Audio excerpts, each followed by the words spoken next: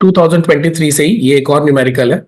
N ideal gas expands by 1.5 litre. अब यहाँ पे ये एक वर्ड का आपको ध्यान रखना है कि जब भी एक्सपैंड्स बाय लिखा हो, इसका मतलब आपको सीधा सीधा डेल्टा वी का आंसर दे दिया है। डेल्टा वी कैसे निकालते हैं हम लोग? V2 minus V1। तो एक तरीका तो यह है कि आपको इनिशियल वॉल्यूम और फाइनल वॉल्यूम दे, दोनों को आप सब्ट्रैक्ट करके आप चेंज इन वॉल्यूम निकालो, पर इसने सीधे सीधे चेंज हमको माइनस करके दे ही दिया है। उसने बोला है कि सिस्टम में जितना भी वॉल्यूम में चेंज आया है वो कितना है? 1.5 litre.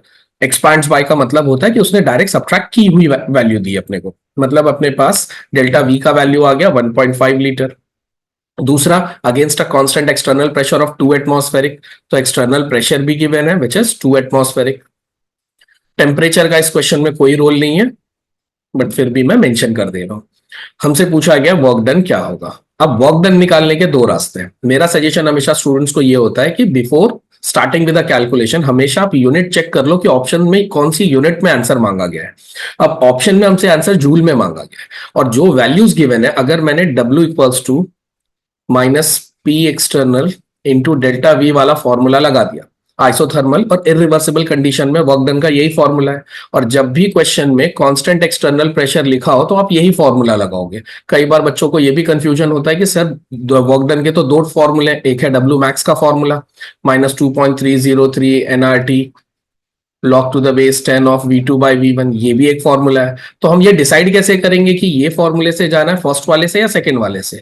It is very simple. अगर आपके क्वेश्चन में कांस्टेंट एक्सटर्नल प्रेशर दिया है तो फर्स्ट वाले फॉर्मूले से जाओगे, और सेकंड वाले के लिए हमेशा क्वेश्चन में रिवर्सिबल वर्ड मेंशन होगा।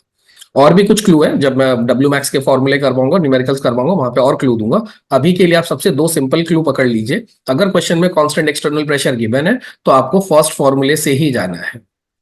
हमारे क्वेश्चन में भी कांस्टेंट एक्सटर्नल प्रेशर है तो हम लोग उसी से सॉल्व करेंगे। अब अगर मैंने जो वैल्यूज गिवन है सीधे सीधे अगर पुट कर दी 1.5 litre into P external which is 2 atmospheric, तो आंसर 2 का 1.5 गुना 3 होता है। आंसर आएगा लीटर एटमॉस्फेयर में, और हमारे सारे ऑप्शन है जूल में। तो एक तरीका तो ये है कि जैसी यूनिट दिया वैसी सॉल्व कर दो, पर उससे आपका आंसर आएगा लीटर एटमॉस्फेयर में, और एंड में आपको इसको जूल में कन्वर्ट करना होगा।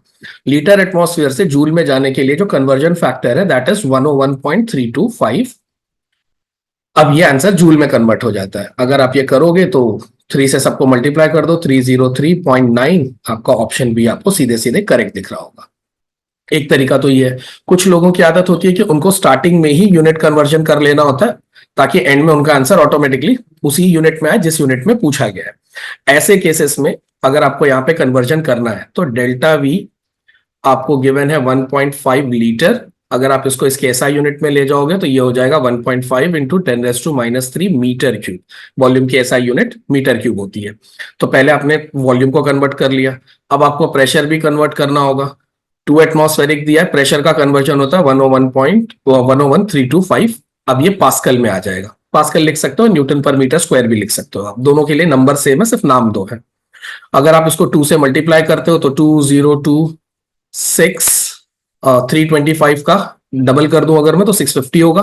तो यही आएगा इसका आंसर अगर डबल करूंगा तो। अब ये आंसर आ गया है पास्कल में। पास्कल प्रेशर की एसआई यूनिट है, मीटर क्यूब वॉल्यूम की एसआई यूनिट है। अब ये दोनों ऑलरेडी एसआई यूनिट में है, तो अब अगर मैं डब्ल्यू निकालूंगा, same P external into delta we, if I put 202650 into 1.5 into 10⁻³ अब सिंस ये प्रेशर भी एसआई यूनिट में है, वॉल्यूम भी एसआई यूनिट में, तो जो वर्क डन है वो भी एसआई यूनिट में आएगा। वर्क डन की यूनिट होती है जूल्स। तो यहां पे अगर मैं कैलकुलेशन करूं, अब एक तरीका तो ये क्या पूरा का पूरा कैलकुलेशन करो। मेरा दिमाग ये बोलता है कि मुझे ये पूरे इतने बड़े नंबर का सिर्फ 1.5 गुना करना है, और ये पूरे नंबर का 1.5 गुना अगर करना है तो 202650 का 1.5 गुना लगभग 2 का 1.5 गुना 3 होता है।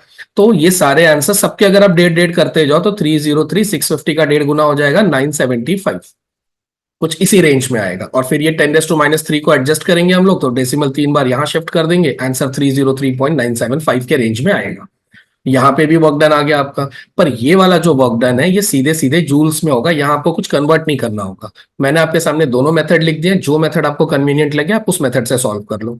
पहला, आपको वर्क डन का फॉर्मूला गेस करने आना चाहिए, जो कि आप एक्सटर्नल प्रेशर वर्ड आपका कीवर्ड होगा उससे आप गेस कर लोगे। दूसरा, आपके पास दो रास्ते हैं, एक कि आप पहले आंसर लीटर एटमॉस्फेयर में ले आओ और एंड में कन्वर्ट कर दो, या फिर आप पहले उसका कन्वर्जन ऐसा यूनिट में कर लो तो आंसर सीधे सीधे जूल्स में ही आएगा। आपको दोनों में से जो मेथड कन्वीनियंट लगे आप उससे सॉल्व करो।